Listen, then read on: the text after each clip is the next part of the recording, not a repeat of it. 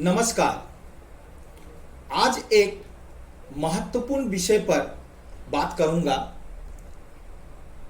विषय है, क्या क्लास 10 का एग्जाम होना चाहिए इस कोविड-19 के परिस्थिति में।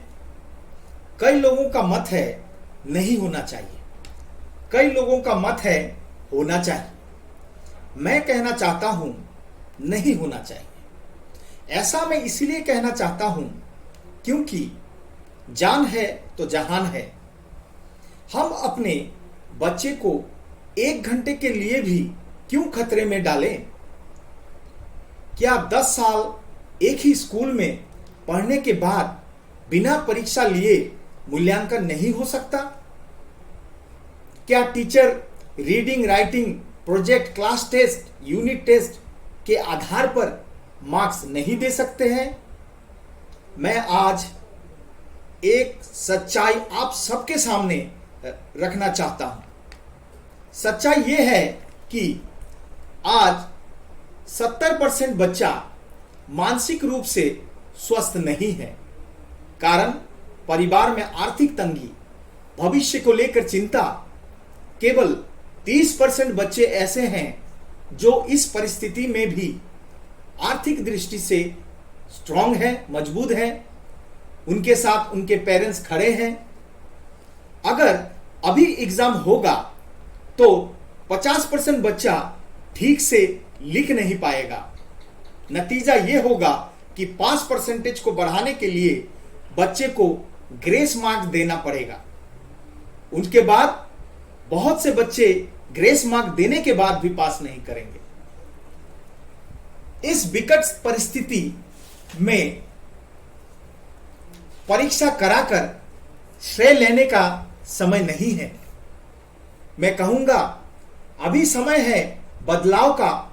आज ही मूल्यांकन का कोई नया टेक्निक लगाएं और बच्चों एवं अभिभावकों को चिंता मुक्त करें। आज मैं असेसमेंट का एक छोटा सा उदाहरण देना चाहता हूं। एक बार किसी स्कूल के प्रिंसिपल ने अपने ही स्कूल के एक टीचर को बुलाया और कहा, आप रीडिंग में आउट ऑफ 5 में से कक्षा 10 के छात्रों को मार्क्स दीजिए। इसके लिए आपको 7 दिन दिया जाता है। टीचर सोचने लगा, एक छोटा सा काम के लिए 7 दिन क्यों चाहिए। उस टीचर ने 10 मिनट में 100 बच्चों का मार्कशीट तैयार करके प्रिंसिपल को दे दिया। प्रिंसिपल को जब मार्कशीट मिला तो प्रिंसिपल ने कहा, बिना टेस्ट लिए आपने मार्क्स कैसे दे दिया। टीचर ने कहा, सर मैं इन बच्चों को 3 साल से पढ़ा रहा हूं, मैं जानता हूं किसका रीडिंग कैसा है। सर मूल्यांकन सही है, लेकिन दुर्भाग्य की बात है कि प्रिंसिपल को यह बात हजम नहीं हुई। अर्थात इंटरनल असेसमेंट से मार्क्स देना कई लोगों को हजम नहीं होती है।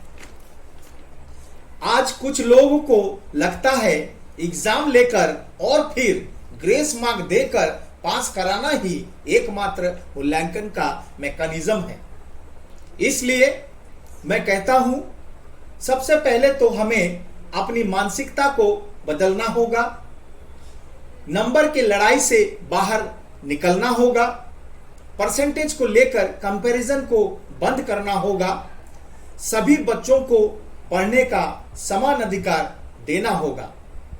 अब हमें टीचिंग में, टीचर में और बच्चों के मूल्यांकन में एक नयापन लाना ही होगा। इसी प्रस्ताव के साथ मैं सभी बच्चों के उज्जवल भविष्य का कामना करता हूं।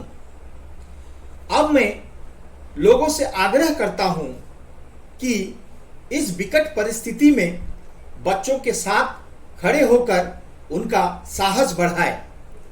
इन दिनों मैं सभी कक्षा के बच्चों के लिए अलग अलग विषय पर वीडियो बनाकर YouTube में दे रहा हूं, ताकि बच्चे को इससे लाभ मिल सके।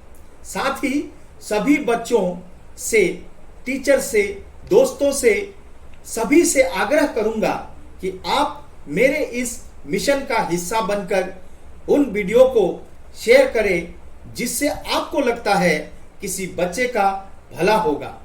धन्यवाद। जय हिंद।